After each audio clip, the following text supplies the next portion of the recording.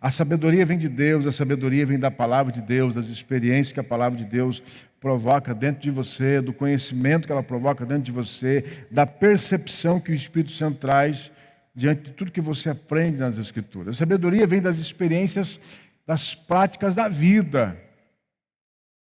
E aí faço uma ressalva de nós precisarmos humildemente valorizarmos aqueles que são mais velhos do que a gente. Aqueles que têm o cabelo branco, né, Francisco? Né? Cabelo branco é sinal de alguma coisa a mais, né, filho? Não é apenas a cor de um cabelo, né? Nós precisamos, né, Guzmão? Cabelo e barba branca, né, filho? Tem gente que é serviço completo, cabelo e barba branca. Nós precisamos aprender com aqueles que sabem mais. Porque as experiências da vida, elas nos ensinam muito acerca de sabedoria. Muito acerca de sabedoria. Outro dia estava conversando com uma pessoa da área da política, na prefeitura, e ela disse assim, é uma pessoa que trabalhava aqui na prefeitura, e ela conhecia tudo que o senhor possa imaginar em termos de encanamento de rua. Encanamento de rua. Nem tem mais os registros na prefeitura sobre isso, o mapeamento, né, os registros da engenharia, muitas coisas se perderam, mas quando alguém precisava de alguma coisa, essa pessoa não está mais na prefeitura, por isso que nós estamos falando sobre isso. Essa pessoa saiu da prefeitura e agora faz falta. E aí ele me disse, olha, quando as pessoas precisavam de alguma coisa, olha, vamos fazer tal pavimentação ou mexer no encanamento em tal bairro, não há documentação para saber o que tem debaixo do solo, mas a prefeitura inteira ia até aquela pessoa e dizia, fulano, na rua tal, esquina com a rua tal, podemos fazer um buraco lá? E ele dizia, pera um pouquinho, lá, assim, tal, não, lá pode, porque lá não tem problema nenhum. A sabedoria de ter perto de você gente que sabe coisas importantes. Gente que tem experiência. Ao invés de você contratar uma empresa ou ir lá sondar ou fazer um buraco para ver se pode, não. Vai atrás de quem já conhece. Vai atrás de quem já percorreu essa caminhada. Vai atrás de quem já viveu essa experiência. Eu, quando escolhi ministério pastoral, entendendo que Deus estava já me chamando para isso. Isso aconteceu em duas tentativas, uma em 99 e depois em 2004. Em 99 Deus começou a trabalhar no meu coração e aí efetivamente em 2004 eu larguei tudo para ser pastor. Mas em 99 eu fui atrás de alguns pastores, amigos, cada um dentro de uma forma de servir a Deus, para saber o que é ser pastor. Um era um pastor acolhedor, aquele que abraça, que cuida, que está perto. O outro é um pastor que é mestre, aquele que ensina, né? Um grande mestre da Assembleia de Deus. O outro era um pastor missionário da igreja presbiteriana. Hoje em dia largou tudo, né? Voltou a atuar na profissão dele, mas na época ele era pastor missionário. Cada um com uma característica diferente. Eu falei, eu quero saber o que é ser um missionário, eu quero saber o que é ser pastor de igreja, eu quero saber o que é ser um mestre, eu quero conhecer esses ministérios para saber o que eu sou. Para saber o que arde no meu coração. Para saber com o qual eu me identifico mais olhando para a minha própria vida. Porque os livros não me trazem essa verdade. Como foi bom ouvir do compartilhar desses pastores amigos acerca das suas vidas, dos seus ministérios. Como isso foi esclarecedor. Isso não é o que eu quero. Isso não é para mim. Olha, isso pode ser. Estou na dúvida dessas duas coisas aqui. Como isso é importante. Para isso você precisa correr atrás de quem já viveu o que você quer viver, quem já conheceu o que você quer conhecer e quem tem mais condições de poder lhe ensinar alguma coisa a mais. Experiências da vida. E a sabedoria vem das observações. Das observações. Há muitas respostas que Deus tem para a gente no silêncio da vida.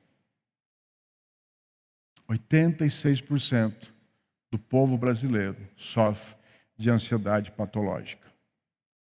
Ansiedade patológica é ansiedade que está além do normal. E aí gera uma série de consequências, como decisões precipitadas, como falar demais, como falar de menos, porque a pessoa vive uma ansiedade patológica. E isso traz uma série de consequências no seu dia a dia, nos seus relacionamentos, no seu trabalho, na sua família. Como que você vai buscar conhecer, aprender a sabedoria divina se você vive a ansiedade em todo o tempo e não permite-se sequer analisar o que está acontecendo? Aí eu falo acerca do guardar o sábado. Nós não guardamos o sábado porque entendemos que hoje Jesus cumpriu o sábado na nossa vida, né? Ele é o sabá, ele é o sabaô, nele há descanso. Mas nós precisamos entender a importância da proposta do sábado para tudo. No sábado, o judeu só pode andar 1.080 metros somente. É interessante quando você vai para Israel e chega dia de sábado, é uma tortura os hotéis que a gente vai. Porque todos os hotéis, principalmente os mais luxuosos, ele tem um elevador só para os judeus e um outro elevador para qualquer pessoa. Você pode usar o elevador dos judeus, mas o elevador dos judeus, ele para em todos os andares. Se o prédio tiver 13 andares, ele vai parar 13 vezes. Porque no sábado, o judeu sequer pode apertar o botão. Quantas e quantas vezes você cansado, chega cansado, o dia andou, né, visitando um monte de lugar, e aí você vê um elevador lá, facinho, fala, esse que eu vou pegar, vou chegar rápido no apartamento, vou tomar um banho, vou dormir, e de repente você vê que você entrou no elevador desse. Você está no 10º andar. Jesus só não cai da cruz porque você tem fé em Deus. 10 vezes parando. 10 vezes parando. Nós precisamos aprender com os judeus nesse aspecto, de sermos observadores.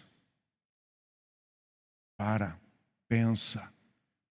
Cuidado com a agitação. Cuidado com a precipitação. Há momentos que você tem que ficar quieto, só observar. E no tempo certo você vai entender a resposta de Deus. Diga: a sabedoria, ela está no exercício da observação da vida. Observa. Tem muitas pessoas buscando a sabedoria na vida dos outros. Mas entenda que Deus tem algo exclusivo para a sua vida. Para a sua vida. Não queira encurtar caminhos. É importante você saber o que Deus faz na vida dos outros. É importante você conhecer a história dos outros. É importante você tirar lições. Mas não queira viver o que os outros estão vivendo. Porque Deus tem planos exclusivos para a gente. E aí nós precisamos ter essa percepção do Espírito Santo na nossa vida. Por que devemos ser sábios? Qual a importância da sabedoria? Primeiro, e aqui usando o texto de Salomão, porque ela nos traz resoluções e respostas. Irmãos, tem coisas na nossa vida que nós só vamos resolver através do exercício da sabedoria. E quando digo coisas, talvez a maioria das coisas.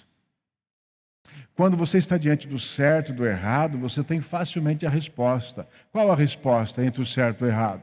O que fazer entre o certo e o errado? Hein, Mirella? O certo. A resposta está aí, não é? A resposta está aí. Pastor, recebi uma proposta de emprego. Vou ganhar 20 mil reais. Vou ganhar 20 mil reais. Eu só preciso vender um negócio branco na esquina. A resposta aí é de Deus? Não, filho, não dá certo. Pastor, recebi uma proposta, vou assaltar um banco. Pastor, eu estou apaixonado por uma mulher, o que o senhor acha? Ó, que benção. Só que tem um detalhe, ela é casada, essa mulher não é para você, filho. A resposta está aí. Às vezes entre o certo e o errado é fácil de você resolver, porque está claro. O problema é quando nós estamos diante de situações onde não há certo e errado, onde há ponto de vista, onde há valor embutido, onde são escolhas. Um quer pintar de branco, o outro quer pintar de azul, e aí como que fica esse negócio? E aí compete a sabedoria resolver. Compete a sabedoria fazer entender. Bom, qual que é a opção que nos dá menos prejuízo? Qual que é a opção que nos dá mais paz? Qual que é a opção que provoca mais prazer? E aí é o consenso, é o bom senso, é o entendimento, é o estudo, é a observação, é a paciência, para que você chegue num resultado. Mas ser sábio é você trazer o benefício da resolução, o benefício de respostas na sua vida. Quantas pessoas estão em busca de respostas, mas vivem no automático, no mecânico, e vai vivendo e vai embora. Espera um pouquinho, para e analisa. No mínimo espera.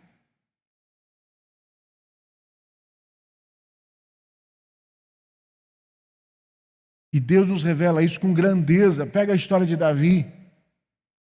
Quantos 22 anos Davi levou para ser rei de Israel? Quantos? Maísa, quantos 22 anos, filha? 22. Nossa, especialista na história de Davi. 22. Samuel ungiu Davi rei hoje, depois de 15 anos ele toma posse de um reinado e mais 7 do outro, totalizando todo Israel.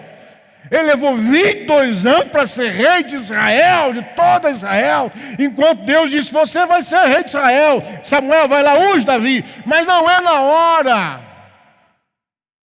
Coisas precisavam acontecer. Muitas coisas na história de Davi precisou acontecer até que culminasse no seu reinado. Davi precisou viver a experiência com Golias, porque o povo judeu assistiu às suas virtudes, um homem de coragem, e disseram, esse vai ser o nosso rei.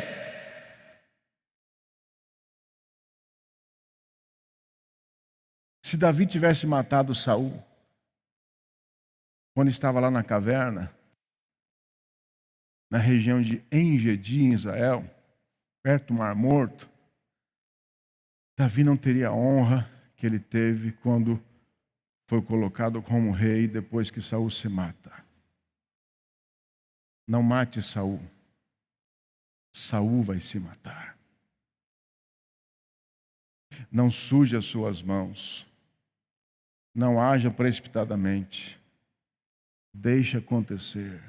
Ele por si só vai se condenar. Ele por si só vai se perder. Ele por si só vai se contradizer. E aí você vai ser honrado e exaltado. Mas para isso Davi precisou esperar. E a resposta veio. Por que precisamos ser sábios? Porque a sabedoria nos traz resoluções e respostas. Quando Davi estava diante de Saul, com a oportunidade de matar Saul, as pessoas que estavam com ele disseram, ei! Davi, Deus colocou Saul nas suas mãos. Não foi? Usou até Deus nessa história. Ele corta um pedaço da orla, mas depois se arrepende. Diz, não vou além disso. Não vou além disso, porque esse é um homem que eu preciso respeitar. A sabedoria nos traz respostas. A sabedoria nos traz resoluções. E a resolução foi que ele esperou, Saul se matou, ele foi ovacionado, ungido, escolhido.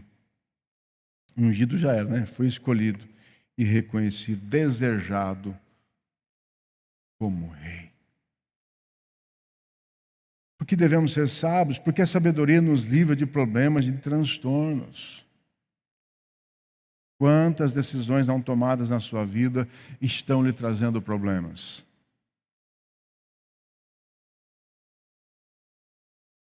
Quantas decisões não tomadas na sua vida estão lhe trazendo problemas? Quer um exemplo? Conviver com gente que não faz bem. Trabalhar numa empresa que não faz bem. Morar num lugar que não faz bem. Por que eu vou viver insistentemente aquele problema se eu tenho a liberdade de conviver com quem eu quero, de estar onde eu quero, de trabalhar onde eu quero? Não faz sentido isso. Não faz sentido isso. Usa da sabedoria, usa do bom senso. Usa do bom senso. A sabedoria nos livra de problemas, ela nos leva a tomar decisões que nos trazem paz, que nos trazem acalanto, que nos livra de transtornos. Tem gente insistindo em viver aquela situação porque quer. Quantas vezes eu recebo gente no gabinete reclamando de igreja, reclamando de pastor, e eu pergunto, mas desculpa essa pergunta, mas você está lá por quê? Por que você está lá? O pastor colocou um 38 na sua cabeça para você estar lá?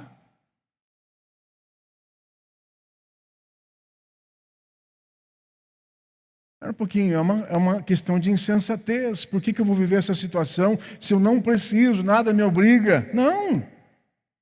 Por que eu vou me sujeitar a situações que eu discordo e estão sendo mais não benéficas na minha vida, não mais favoráveis, não mais prazerosas? A sabedoria nos livra de problemas e de transtornos. Eu disse de manhã aqui, num exemplo que eu dei, você entrou numa rua, deu uma bicada lá com o seu carro numa rua e você viu algumas viaturas da PM, policiais já com o armamento em ponto de atirar, o bandido do outro lado se escondendo atrás de algum objeto, de alguma superfície. E você faz o quê? O que você faz? O que o Piracicabano faz, irmão Sebastião? Você entra com o carro na rua ou você desvia? O Piracicabano entra, né, irmão Sebastião? A sabedoria diz, vai embora, foge. Você pode pegar uma bala perdida, vai embora. Mas o curioso, ele faz o quê? Vamos lá para ver. Pega o celularzão, começa a filmar. Gente, olha o que está acontecendo aqui. Aí toma a bala perdida, não sabe por quê. Um dia uma senhora veio reclamar que a polícia pegou o filho dela 2 horas da manhã, 3 horas da manhã, tinha acabado de sair de um jogo do Palmeiras, com a roupa do Palmeiras. Já começa aí o problema. A falta de sabedoria. Verdade. E a polícia deu uma juntada no rapaz, não sei se bateu no rapaz, que fez no rapaz. E ela brava. E eu falei, senhora, desculpe, mas ir num jogo de futebol hoje é perigoso. Dependendo do jogo que for, já não é tão sábio. Não é? Não vai de armamento. Vai de colete. Prova de bala. Ficar até tarde de madrugada também não é prudente.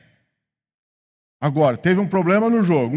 Uma torcida brigou com outra torcida. E o seu filho está exposto com uma camisa do time na rua. Ele está pedindo, vem que eu quero apanhar.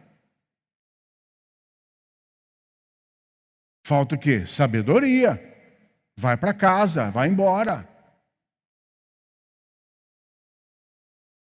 Porque a sabedoria nos livra de problemas, nos livra de transtornos. 3. Revela-nos verdadeiras intenções, aquilo que fica em oculto.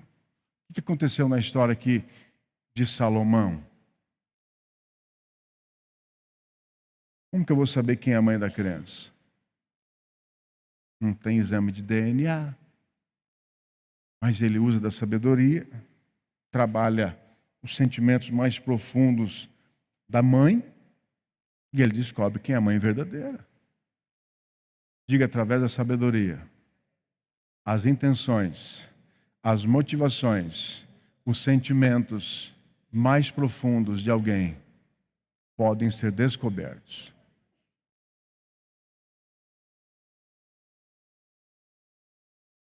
Às vezes, querido, o que você precisa é apenas esperar as coisas acontecerem. É o que eu sempre digo na igreja. Há decisões que eu não tomo, porque eu não tenho ainda claro, eu não tenho ainda as atitudes ou motivações reveladas. Então eu faço de conta que nada está acontecendo. Porque mais dia menos dia, fatos virão. As motivações reais se concretizarão em atitudes. E aí você vai poder avaliar se aquela pessoa está certa ou se está errada. Caso contrário, é a minha palavra contra a palavra de alguém. Deixa acontecer. O tempo mostra, o tempo revela quais são as verdadeiras intenções. Não julgue. Não julgue. Às vezes a gente vê juízes não julgando da forma que nós gostaríamos uma coisa, né? E de repente nós gostaríamos que aquela pessoa fosse presa e ela não foi presa. E se coloca no lugar do juiz. A gente vive tanta corrupção nesse mundo, irmãos, que às vezes a gente não consegue analisar o outro e sempre analisa o outro com corrupção, como um erro, com atitude errada. Coloque-se no lugar do outro. Se ele não tem subsídios concretos para avaliar uma causa, ele não pode julgar aquela causa. Ele tem que esperar a pessoa tomar atitudes erradas para que ele julgue aquela causa. Mas, pastor, aquela pessoa pode colocar a sociedade em risco. É verdade. Mas você quer que ele faça o quê? Vamos pensar o inverso? Vamos pensar o inverso? Vamos pensar do juiz prendendo as pessoas por prudência? À torta direita? Quantos inocentes não estariam presos? Quantos pais de família não estariam presos? É difícil de você julgar. É difícil, mas Deus nos dá ferramentas para isso. E por fim, aliás, penúltima maneira de você entender a importância da sabedoria. Ajuda-nos a discernir no dia a dia o que é urgente, importante e não importante, definindo as nossas prioridades. Se existe uma coisa que é importante na vida hoje, é saber o que é prioritário. O que é prioritário na sua vida? O que é urgente? O que é importante? E o que não é importante? E quando digo não é importante, não é desmerecendo. Mas de repente você não precisa fazer aquilo, você pode delegar para alguém aquilo lá. E aí você vai ter mais tempo para resolver as coisas importantes e as coisas urgentes. É a sabedoria que nos traz esse discernimento. Outro dia eu precisei desmarcar 2 pessoas na minha agenda para atender 2 casos urgentes. 2 casos de questões, um familiar e outro questão emocional.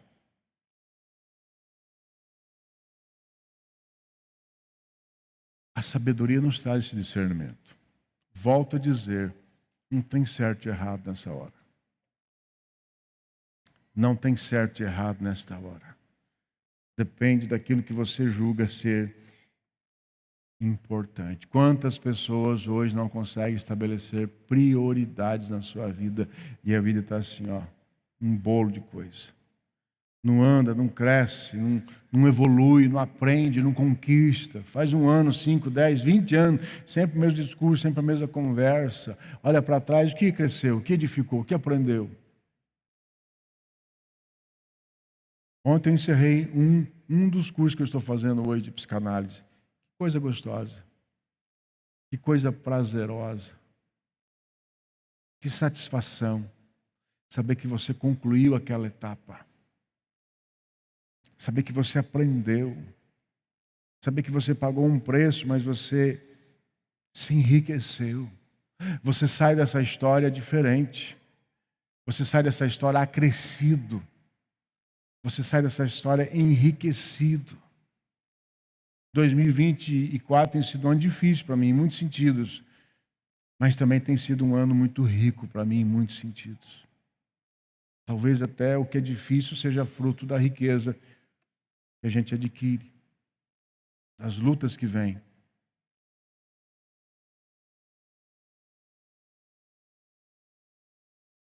A sabedoria nos ajuda a impor prioridades. O que é importante na sua vida? Tem gente que vive a unção do papagaio. Fala. O que fala está até certo. Mas continua falando. Faz 10 anos, 20 anos, continua falando as mesmas coisas. Não evoluiu.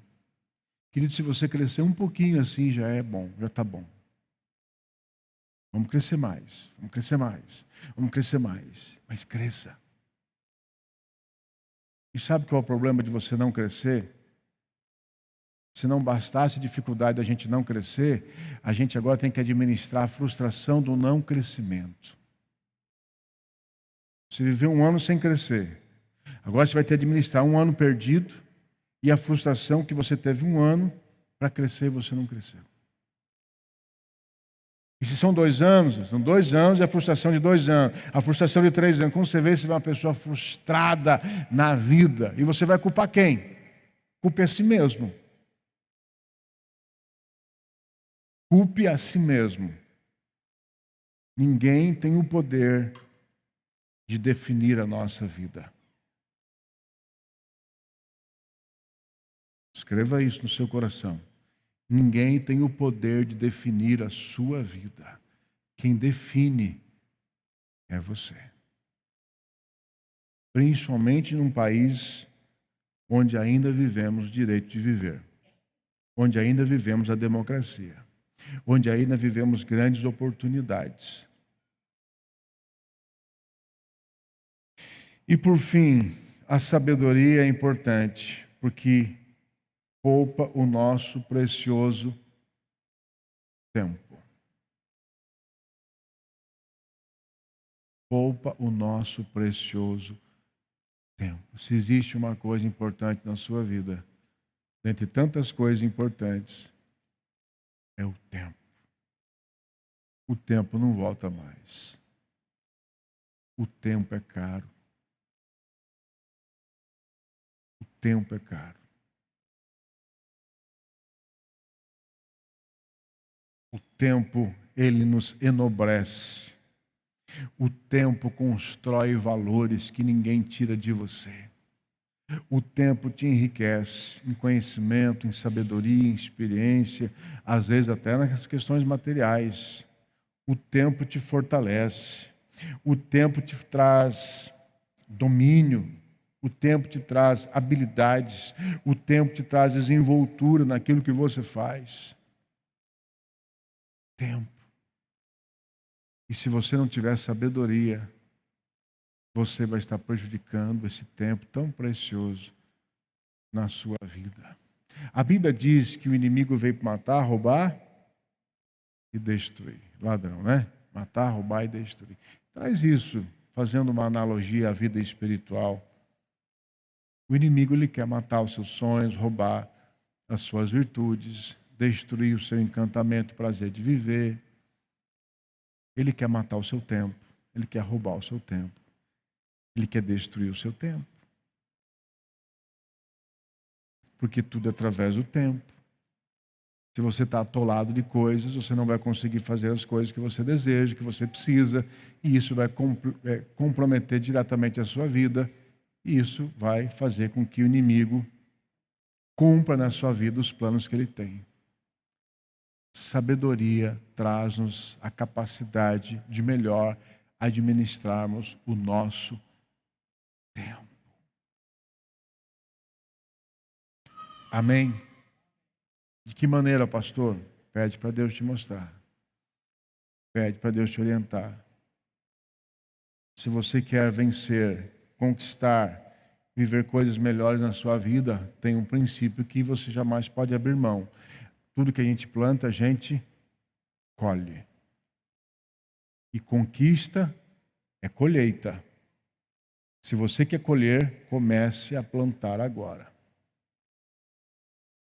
Valorize o seu tempo, que sem tempo não há semeadura.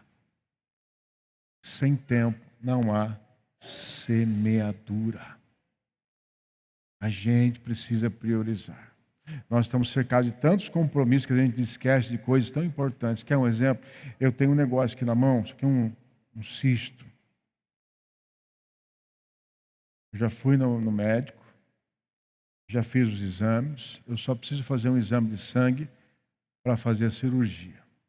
Faz umas 3 semanas que eu preciso pegar um papel que está na minha casa e mandar para a secretária da médica, para ela autorizar o exame e marcar a minha cirurgia.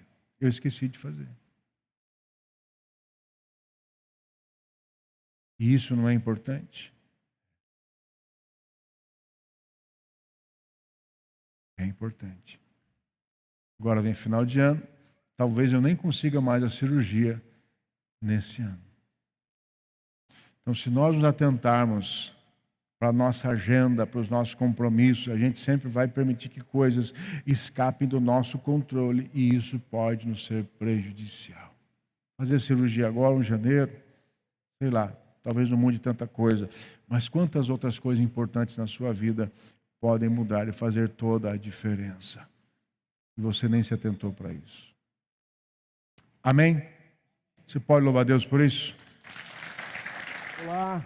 Muito obrigado por ter você conosco. Espero que você tenha sido abençoado com essa mensagem. Nosso desejo é pregar a palavra de Deus, levá-la a todas as pessoas, sempre na certeza que Deus é aquele que transforma a nossa história, transforma a nossa vida, cuja palavra é poderosa para cada um de nós. Até o próximo vídeo. Deus abençoe. Se você puder, compartilhe esse vídeo com seus amigos, com as pessoas que você conhece. Afinal, queremos abençoar cada vez mais um número maior de pessoas no nosso dia a dia. Um grande abraço. Deus abençoe. Obrigado.